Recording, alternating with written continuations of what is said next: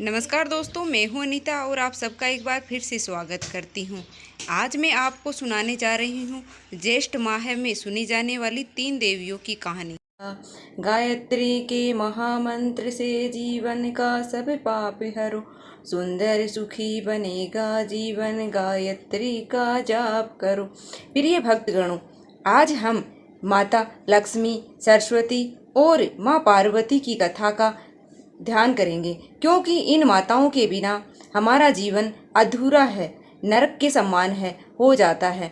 आज की कथा का प्रसंग है माता लक्ष्मी ने सरस्वती को श्राप क्यों दिया और माता सरस्वती ने भी माता गंगा सहित माता लक्ष्मी को श्राप दिया। आखिर क्यों, क्या इस श्राप के पीछे का रहस्य है, इस कथा से हम यह भी पता लगाएंगे।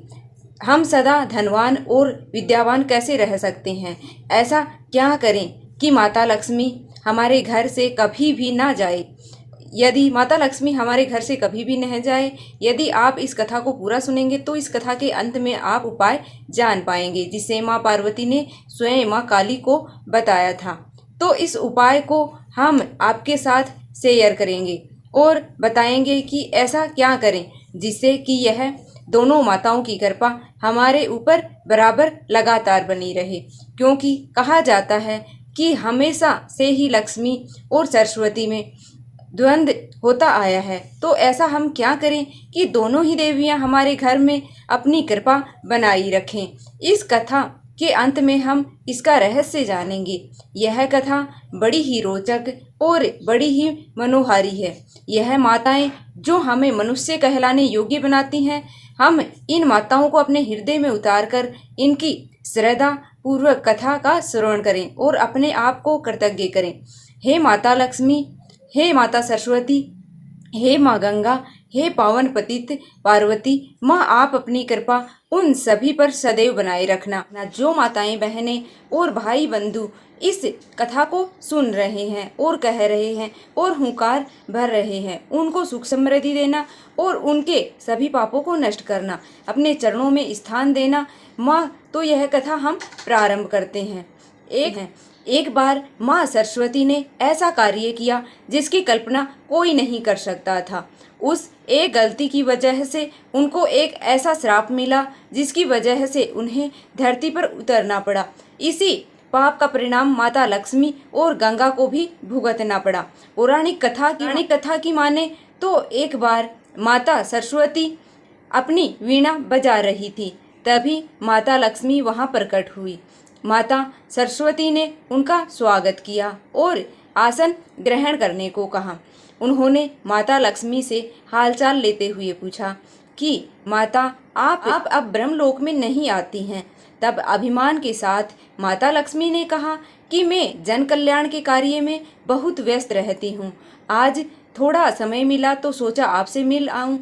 मुझे सबको धन, वैभव और सुख देना होता है, इसलिए समय नहीं मिलता है। मेरे बिना इस दुनिया का चल पाना असंभव है। वही आगे माता लक्ष्मी ने माँ सरस्वती पर कटाक्ष मारते हुए कहा कि अगर उन्हें सिर्फ ब्रह्मलोक में ही बजाना होता तो उसके पास भी समय होता। आगे माता लक्ष्मी का अहंकार भरी बातें सुनकर माँ सरस्वती को बहुत ही क्रोध आया। उसने उन्हें कहा कि माता लक्ष्मी को कटाक्ष मारते हुए कहा, हे देवी लक्ष्मी, सत्य है कि आप वैभव की देवी हैं, लेकिन फिर भी आपको चंचला कहा जाता है, क्योंकि आपके पैर एक जगह नहीं टिकते हैं। आप में बिल्कुल भी स्थिरता नहीं है, लेकिन मैं आपकी से बिल्कुल ही विपरीत हूँ। मैं जिस जगह पर जाती हूँ वहाँ आजीवन के लिए बस जाती हूँ। आपको तो कोई भी चुरा सकता है, डाका डाल सकता है, लेकिन मेरे पास ऐसा बिल्कुल भी नहीं है। मैं बांटने से बढ़ती हूँ। मेरा प्रचार प्रसार जितना होगा मैं उतनी ही बढ़ती जाऊंगी। उन्हें आगे कहा कि कोई भी मनुष्य कितना भी धनी क्यों ना हो, जब तक उसके साथ मैं नहीं हूँ उसका जीवन मिट्टी के समान रहता है। माँ सरस्वती क्रोध में आग बबूला हो रही थी। जिसके बाद आगे उन्होंने माता लक्ष्मी से कहा कि अगर मैं ना होती तो यज्ञ मंत्रों का उच्चारण नामुमकिन होता। और ना के बिना होता। विद्या और ज्ञान भी किसी मनुष्य का जीवन संभव नहीं है। साथ ही उन्होंने यह भी कहा कि उनके मंत्रों के बिना भगवान विष्णु की पूजा भी अधूरी है। माता सरस्वती के तर्कों से माता लक्ष्मी संतुष्ट नहीं हुई और ना ही अपनी बातों से हिली, जिसके बाद उन्होंने कहा कि अब कोई विवाद का फैसला सिर्फ और सिर्फ श्री हरि विष्णु ही करेंगे, क्योंकि आपको तो कोई हरा ही नहीं सकता, क्योंकि आप विद्या की देवी हैं। इसके से तो अच्छा है कि हम भगवान श्री हरि विष्णु के चरणों में जाएं और उनके समक्ष जाएं और उनसे ही इस समस्या का समाधान पूछें। माता लक्ष्मी के यह कहने के बाद माता सरस्वती ने कहा, तो ठीक है, मुझे भी यह प्रस्ताव मंजूर है। चलिए चलते हैं भगवान विष्णु के पास। बस फिर क्या था, दोनों देवियां इस बात का फैसला कराने के लिए विष्णु लोक के लिए रवाना हो गई। बता दें कि वहां पहले से ही देवी गंगा भगवान विष्णु के चरणों में बैठी हुई थी। श्री हरि को ध्यान में लीन देखते ही माता लक्ष्मी उनके पास जाकर बैठ जाती हैं, लेकिन कोई भी माता सरस्वती को बैठने के लिए नहीं कहता है, जिससे वे नाराज हो जाती हैं। बस फिर क्या, क्रोध में लाल माता सरस्वती ने माता लक्ष्मी से कहा कि आप खुद को मुझे यहाँ लेकर आई हैं और आपने मुझे बैठने के लिए भी नहीं कहा। क्या विष्णु लोक में ऐसे ही अतिथियों का आदर किया जाता है? इस पर माता लक्ष्मी बोली कि मेरा निवास श्री हरि के हृदय में है और देवी गंगा का तो स्वयं प्रभु श्री हरि ने अपने चरणों में स्थान दिया है। इसके अलावा उनके पास कोई जगह खाली नहीं है जहां आपको स्थान दिया जा सके। इतना कहकर दोनों देवियां माता लक्ष्मी और गंगा जोर जोर से हंसने लगी। अपना उपहास होता देखकर सीमा बढ़ जाती है, क्रोध की सीमा और बढ़ जाती है। माँ सरस्वती ने माँ लक्ष्मी से कहा कि आपको बड़ा अभिमान है अपने वैभव और श्री हरि के हृदय में होने का। मैं आपको यहाँ से दूर कर दूंगी। मैं एक दिन भगवान श्री हरि विष्णु के हृदय में स्थापित हो जाऊंगी। यह कहकर माँ सरस्वती ने माता लक्ष्मी को श्राप दे दिया और कहा कि आप विष्णु लोक छोड़कर धरती लोक पर चली जाएंगी और आप तुलसी के रूप में जन्म लेंगी, जहां जाकर आपको भगवान विष्णु से कोई संबंध नहीं रहेगा। कोई धरती पर आपका विवाह किसी असुर के साथ होगा। प्रिय भक्तगणों, आपको बता दें कि यही माँ लक्ष्मी पृथ्वी लोक पर एक राजा की पुत्री के रूप में जन्म लिया, जिसका नाम वृंदा पड़ा। वृंदा का विवाह ही जालंधर नाम के असुर से हुआ था। इस बार वही माता लक्ष्मी को दिए गए श्राप को सुनकर देवी गंगा को माँ सरस्वती पर क्रोध आया। उन्होंने माँ सरस्वती को श्राप दिया कि वह भी धरती पर नदी बनकर प्रकट होंगी। दोस्तों, यह श्राप का सिलसिला यहीं पर नहीं थमा। माता लक्ष्मी की तरफदारी में देवी गंगा ने माँ सरस्वती को श्राप दे दिया, लेकिन माँ सरस्वती को यह भेदभाव बिल्कुल भी नहीं भाया। उन्होंने क्रोधित होकर देवी गंगा को भी श्राप दे दिया और कहा कि वह श्री हरि के चरणों से निकलकर धरती पर नदी बनकर बहेंगी और अधिक से अधिक पापियों के संपर्क में आएंगी। वे कंकालों, हड्डियों को भी इत्यादि को भी बहाएंगी। प्रिय भक्तगणों, क्रोध की अग्नि में तपते हुए तीनों देवियों ने एक दूसरे को श्राप दे दिया, लेकिन जब उनका गुस्सा शांत हुआ तो वह तीनों बहुत ही पछताते हैं।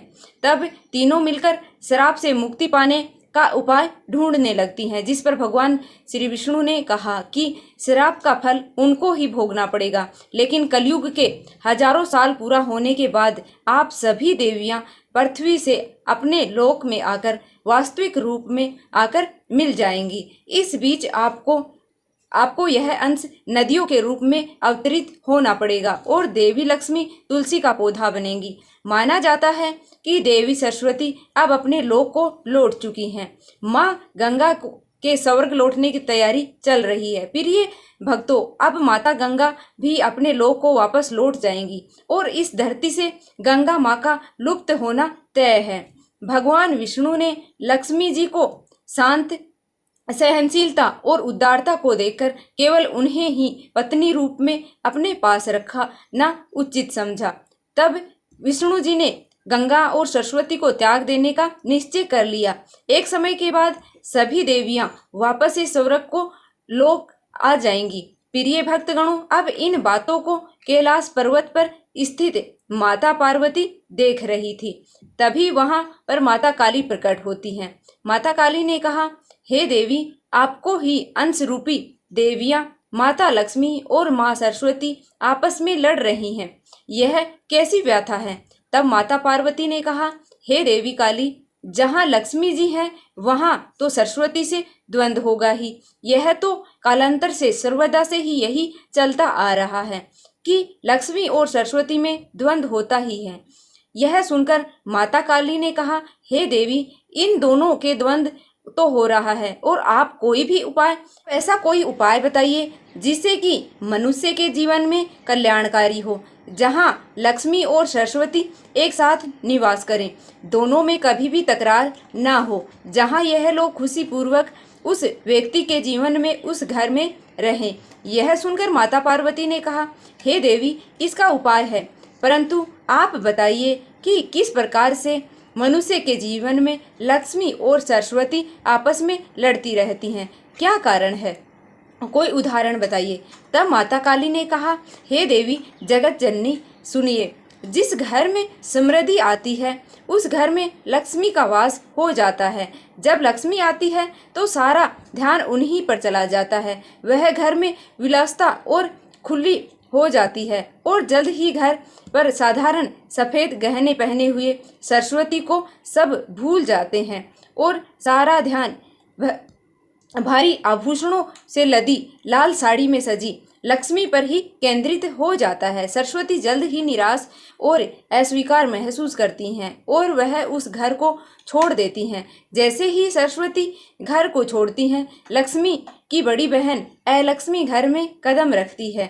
वह अराजकता, संघर्ष, बीमारियां और अत्यंत विनाश पैदा करती हैं। एक बार जब लक्ष्मी को अलक्ष्मी की उपस्थिति का एहसास होता है तो वह चंचला स्वभाव में अलक्ष्मी की विनाशकारी नजर के कारण ऐसा घर छोड़ देती हैं। तब अलक्ष्मी अकेले ही घर में विनाश का नित्य कर्म चलाती हैं जब तक पूरा तरह घर नष्ट ना हो जाए। इस दिव्य स्त्री शक्तियों के बीच लड़ाई के कारण अधिकांश घरों का भाग्य ऐसे ही होता है। जब छात्र अपनी पढ़ाई के तत्कालीन होता है तो जाहिर तौर पर वह कमाते नहीं हैं या प्रयास नहीं करते। कमाने का ध्यान हमेशा सिखाए गए कौशल को समझने पर ही होता है। एक बार जब कौशल में महारत हासिल हो जाती है और शिक्षा पूरी हो जाती है तो सीखने वाला विद्वान बन जाता है और सीखे गए कौशल का उपयोग करके धन अर्जित करना शुरू कर देता है। जब एक बार धन का प्रवाह शुरू हो जाता है तो अधिकांश मानव का ध्यान कौशल की सामग्री या सीमा के बजाय धन को बढ़ाने पर ही केंद्रित हो जाता है। एक बार जब व्यक्ति का ध्यान केवल धन प्राप्त पर केंद्रित हो जाता है तो कौशल और सीखने का विकास रुक जाता है और बुद्धि होने की तुलना में लोग अधिक धन कमाना महत्वपूर्ण समझते हैं। मेरे कहने का तात्पर्य यह है कि एक बार जब व्यक्ति विद्या अर्जित करता है तो उसके पास धन नहीं रहता, वह केवल और केवल विद्या अर्जित करता है। लेकिन जब विद्या अर्जित कर लेता है तो उसे विद्या से वह धन कमाने लगता है। जब धन कमाने लगता है तो उसे धन के आगे कुछ भी दिखाई नहीं देता है। धन के लालच में वह इतना आगे बढ़ जाता है कि वह लोभ मोह के अनेक प्रकार के कर्तव्यों से घिर जाता है। उसके मन में अनेकों प्रकार के विकार उत्पन्न हो जाते हैं क्योंकि उसे धन का घमंड हो जाता है। वह अमीर हो जाता है, उसके अंदर तमाम तरह के विकार उत्पन्न हो जाते हैं। हे माता पार्वती, जहाँ विकार हो जाता है, घमंड और असह्य हो जाता है, वहाँ पर माता सरस्वती नहीं टिकती है, वहाँ से चली जाती है। वे वहाँ पर अपना अपमान समझती हैं और इन्हीं अभिमान और घमंड के कारण और लक्ष्मी अपना पैर पसार देती हैं और वहाँ से माता लक्ष्मी को भी जाना पड़ता है। इस प्रकार दोनों देवियाँ वहाँ से चली जाती हैं और उस घर में अलक्ष्मी का वास हो जाता है और घर पूरी तरह से बर्बाद होने लगता है। तो हे देवी, मैंने आपको उदाहरण बता दिया है, अब आप बताइए कि हम किस प्रकार से माता लक्ष्मी और माँ सरस्वती को एक साथ में अपने घर में विराजमान कर सकते हैं, दोनों की कृपा एक साथ कैसे पा सकते हैं।